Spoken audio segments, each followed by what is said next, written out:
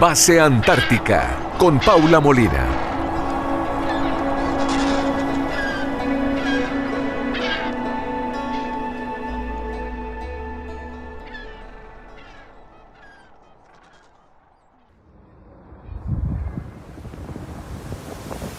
A la Antártica la imaginamos blanca, eterna, mucho más antigua que nosotros, por cierto, lejana y por mucho tiempo inexpugnable, al margen de la historia humana, tan apartada que las primeras excursiones a la Antártica son llamadas simplemente heroicas, debido a los naufragios feroces como el del Endurance de Shackleton, rescates heroicos como el del piloto Pardo o expediciones que apenas lograron sobrevivir. Pero la Antártica no es un paisaje congelado en el tiempo. De hecho, es un lugar del planeta que ha cambiado dramáticamente y que sigue cambiando. Antártica es prueba majestuosa de que vivimos en un planeta en transformación. Antes de subir al avión, imaginamos, con ayuda de la paleobióloga Christine Trevisan, una Antártica milenaria, antigua, una donde en vez de hielo alguna vez hubo helechos, lengas, araucarias, incluso un dinosaurio llamado Elvis. Una Antártica verde.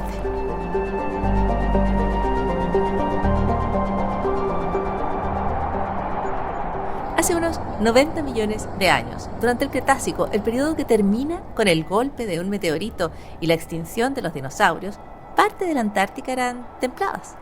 De hecho, si viéramos la historia de la Antártica como un trozo de torta y cada capa representara un momento de su historia, casi todas las capas serían verdes y solo la última, la cobertura, sería blanca.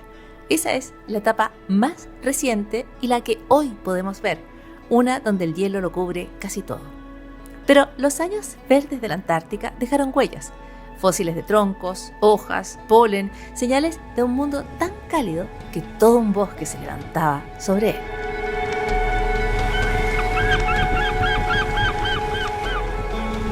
Ser capaz de imaginar cómo un lugar que hoy vemos blanco, gélido, fue en algún momento un lugar verde y absolutamente lleno de vida. Pero eso lo sabe Christine Trevisan, que es paleontóloga. Ella nos va a decir, es paleobotánica, exactamente. Y entre otras cosas ella sabe y es capaz de imaginar una Antártica verde. Es bien impresionante imaginar hace cuánto tiempo era verde y cuán verde era la Antártica. Claro. É muito interessante sempre também contar essa história, porque hoje vivemos um momento, principalmente de câmbio climático. Então, quando vamos ao passado, também podemos aplicar esse câmbio climático. Estamos falando de um passado que a Antártica não era branca, e sim foi muito verde. Estamos falando de bosques muito diversos, com musgos, com pteridófitos, que são os helechos, gimnospermas, que são as plantas com semillas, como araucárias, maníos.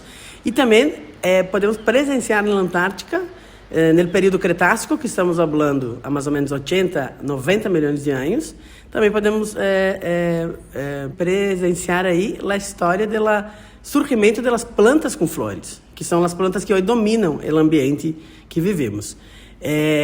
Essa história também tem uma importância no planeta Terra. Por quê? Porque era um momento que a Antártica, obviamente, como a Antártica estava verde nesse momento, como a Antártica tinha temperaturas mais altas, obviamente porque estava conectada com outros continentes e assim parte aí do Gondwana, do supercontinente do sul. Então, temos que pensar que a Antártica teve uma importância muito grande na migração dessas floras, porque como esse quedava no centro desses continentes, tu tinha aí Austrália, Nova Zelândia e América do Sul conectada com a Antártica. Então, essas plantas, obviamente, muitas das famílias botânicas que conhecemos hoje nos bosques do sul, surgiram na Antártica. E temos, obviamente, esse registro no material fóssil. Isso estuda a paleobotânica. Se preocupa, então, em estudar as floras do passado. E, principalmente, no caso do INAT, da Coleção Paleontológica Antártica e Patagônia, as floras do Cretácico da Península Antártica. Como dizia minha professora, as plantas não caminham, não se movem. Então, como podemos explicar que encontramos plantas fósseis na Península Antártica, no período Cretácico, há 80 milhões de anos, e também encontramos, muitas vezes, as mesmas plantas do período Cretácico em las rocas da Patagônia.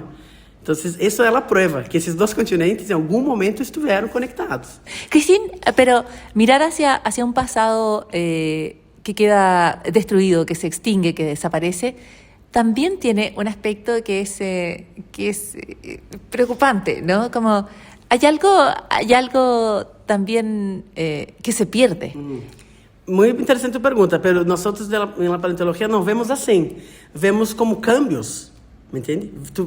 As extinções são muito importantes na história do planeta Terra, porque elas acabam te generando câmbios. Por exemplo, no momento, nossa espécie, por exemplo, são os mamíferos. Quando surgem os mamíferos é justamente quando se extinguem os dinossauros, no final do Cretácico. Então, não vemos como que se perde ou que se ganha. E se vemos um planeta que sempre é resiliente, certo? O planeta Terra sempre existiu, sempre vai existir. Quizás de maneiras distintas. Agora, nossa espécie é uma pergunta que daí não sabemos, hasta onde vamos ir. Em termos de evolução da vida na Terra, se tu poner, vou usar um exemplo interessante, se tu poner o ser humano e se tu poner a história da vida na Terra, de milhões de anos, em um calendário de janeiro a dezembro, sabe quando vai surgir o ser humano? 31 de dezembro, às 11h59 da noite. Então, somos muito recentes nessa história. Tanto que a espécie humana, há registro de primatas, está lá 2 milhões, 3 milhões de anos, mas a espécie Homo sapiens sapiens tem 300 mil anos. Então, eu creio que temos que ser um pouco humildes, né? E tentar entender toda essa história. E eu sempre digo, nós temos que ponermos parte do planeta. Não podemos estar afuera, como hoje vemos algumas situações, né? Câmbio climático, essas ações humanas. Isso não está bem. Isso seguramente não está bem, porque deveríamos estar sendo parte desse planeta e, obviamente, cuidando, protegendo, mas não se vê tanto isso. Cristina, isso é a parte lamentável, em minha opinião, do ser humano. Pero Cristina, tú dices, allá donde las personas ven algo que desaparece, tú ves algo que se transforma. Se transforma. Ok. Pero hay transformaciones que preocupan en el sentido de una Antártica verde, por ejemplo, como la que tú ves en el pasado, nos parece fascinante. Que puede llegar a eso de nuevo, ¿cierto? Pero cuando vuelves a ver incluso un poco de verde en Antártica hoy, te preocupas, porque sientes que el cambio es más grande de lo que vamos a poder, de que es un cambio demasiado grande para nosotros. Eu não tenho dados aí aún, porque não tenho nada publicado, mas tenho algumas últimas experiências que vou à Antártica há 7, 8 anos e eu vou a acampamentos. Nós vamos a acampamento, não vamos lá à base. E é muito interessante, porque esse ano de onde fui, eu já havia ido, que é a Isla Livingston, Punta Williams, no norte da Isla Livingston. E é impressionante a quantidade de verde, de musgos que estão surgindo aí. Eu fui há 4 anos, 5, e não estava assim. E me chamou muito a atenção também, sabe o que? Agora na Antártica, nos últimos anos, a quantidade de precipitação de chuva. A Antártica é um lugar que não deveria estar chovendo tanto, certo? Deveria precipitar neve. Então, obviamente, esse aumento também, deve haver algum trabalho demonstrando isso, eu desconosco porque não é minha área, mas, obviamente, isso está generando hoje que a Antártica genere ambientes para que os musgos, principalmente que são pioneiros na associação ecológica, na associação das plantas, puedan surgir. Não puedo dizer-te que vai passar isso, vai volver a ser um bosque, porque aí estamos falando também de tectônica, né? Estamos falando que no passado os continentes estavam conectados, hoje não está, a Antártica está isolada, tem uma corrente circumpolar antártica que a mantém fria, certo? Pero em milhões de anos no futuro, sinceramente, não sei, não podemos dizer. Pero que hoje vemos mais, principalmente a península, né? Estamos falando da península antártica. Que es la que se acerca al continente. Exatamente. Y yo me quedé impactada ahora, había mucho... O sea, Cristina, va avanzando el musgo, por lo menos tú has visto Claro. una Antártica que es un poco más verde. Sin embargo, las plantas con hojas, las plantas vasculares, son muy pocas. ¿Qué plantas sobreviven hoy en Antártica? Hoy solo tenemos 2 especies. Una es la Deschamps antártica, que es el pasto antártico, que es una poácea, que é como a família de los trigos, del maíz, e que são plantas muito resilientes. Hoje temos, né, aqui na Patagônia temos o coirón, certo, que também é uma poácea, que domina o ambiente, o pampa, e também temos o Colobanthus quitensis, que é o clavelito antártico.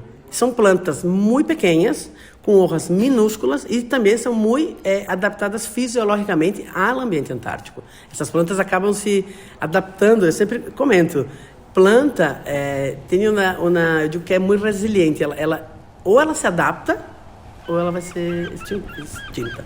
no hay mucha opción. Muchísimas gracias, Cristín, por la conversación. De nada, muchas gracias a ti por el interés. En la escala geológica, en la gran historia a la que lo humano ha llegado casi a medianoche, el cambio es la regla. Así que la pregunta no es si el planeta está cambiando, porque lo está. Lo que intentamos es descifrar a qué velocidad se está transformando y qué consecuencias tiene eso para quienes lo habitamos.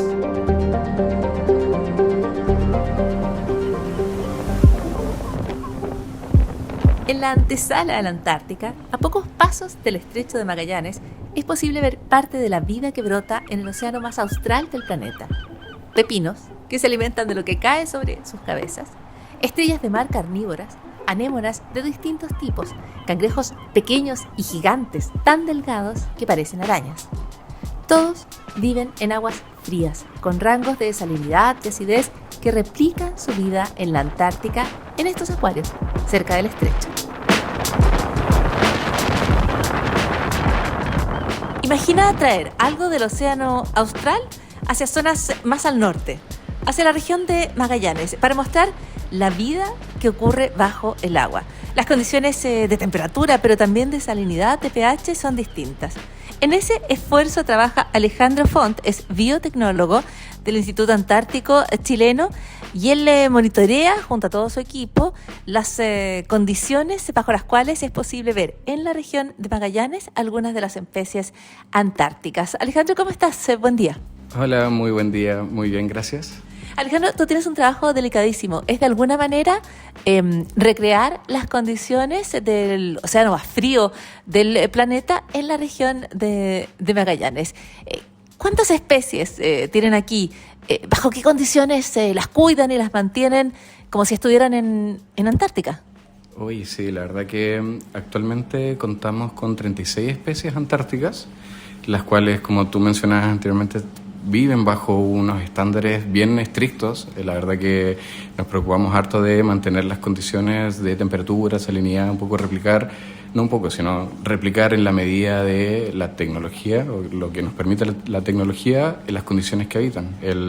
Sobre todo este frío que debe ser constante, sin importar lo que ocurra acá en Magallanes, tenemos que mantener estas condiciones que son bien únicas. Okay, las especies más carismáticas de la Antártica probablemente sean las que vemos sobre el hielo, sobre la Tierra, sobre el continente, ¿no? Los pingüinos, por ejemplo. De las especies que viven bajo el océano, ¿cuáles te parecen a ti las más interesantes? ¿Cuáles te impresionan más? ¿Cuáles podrías describir? Uy, la verdad que en el océano, bajo estas aguas del océano austral, existen criaturas que son inimaginables, ¿no? Tenemos el caso del Glyptonotus antárticos, que es un isópodo gigante, un ejemplo del gigantismo en Antártica y que parece una especie realmente salida de otro planeta, ¿no? Otra de las especies que nos gustan mucho tenemos algunas especies de anémonas que son muy características de estas zonas y que también hemos visto que generan un impacto en nuestros visitantes, los investigadores e investigadoras, que es muy particular. ¿Qué se aprende de estas especies? Uy, la verdad que esa es una de las grandes preguntas que tenemos nosotros, ¿no? El mantener estas especies nos obliga un poco a hacer un estudio interdisciplinario respecto de cómo habitan el espacio, cómo se comportan, sus conductas, indicadores de estrés. La verdad que estamos aprendiendo mucho sobre cuáles son sus características y cómo en estudios eventuales de escenarios de cambio climático pueden verse afectadas. Tienen varias estrellas de mar, tienen peces, tienen cangrejos que parecen arañas, tienen pepinos. ¿Qué hay de importante en mostrar cómo es ese fondo marino, ya sea en Magallanes o el Antártico, para las personas que viven aquí? La verdad que tocas un punto muy importante para nosotros. Como magallánico, la verdad que crecí ligado al estrecho de Magallanes, pero quizás desde una perspectiva muy distinta a la que veo hoy en día. La verdad que yo ya estoy próximo a mis 40 años y la verdad que la gente quizás de mi generación recordará que no nos vinculamos tanto con el océano, a pesar de que somos un país que tiene una conexión muy larga. Quizás como crecimos, nuestro vínculo con el mar y con los lugares que nos rodean tenían otra relación. Actualmente lo que estamos haciendo con un acuario subantártico que representa una zona muy específica, que es la zona del intermareal, que es donde toda la comunidad tiene acceso. Lo que queremos es mostrar un poco la riqueza y la diversidad que tiene nuestro océano, en este caso el Estrecho de Magallanes, y romper un poco esta idea de ambientes hostiles donde realmente no ocurre mucha vida, y la verdad es que sí, siempre estuvo ahí, solo que había que abrir los ojos y mirar con otro prisma, ¿no? Mirar debajo del agua, literalmente. Muchísimas gracias, Alejandro. No, gracias a ti. Los acuarios nos muestran la vida bajo el Estrecho de Magallanes, bajo el océano Antártico. ¿Cuánto de esa vida cambiaría si todo lo que la rodeara se transformara? En los acuarios del Instituto Antártico Chileno, la temperatura, la salinidad, la acidez se monitorean constantemente. Pero si cambiara no solo la temperatura, no solo la salinidad, también las lluvias, los vientos, el verano, el invierno, el ambiente en el que nos movemos, ¿qué especies resistirían?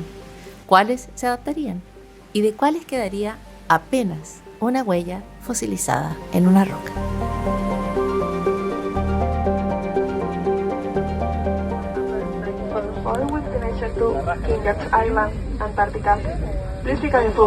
Volar a la Antártica es cuestión de clima, pero es también un trayecto cada vez más habitual durante el verano en el hemisferio sur.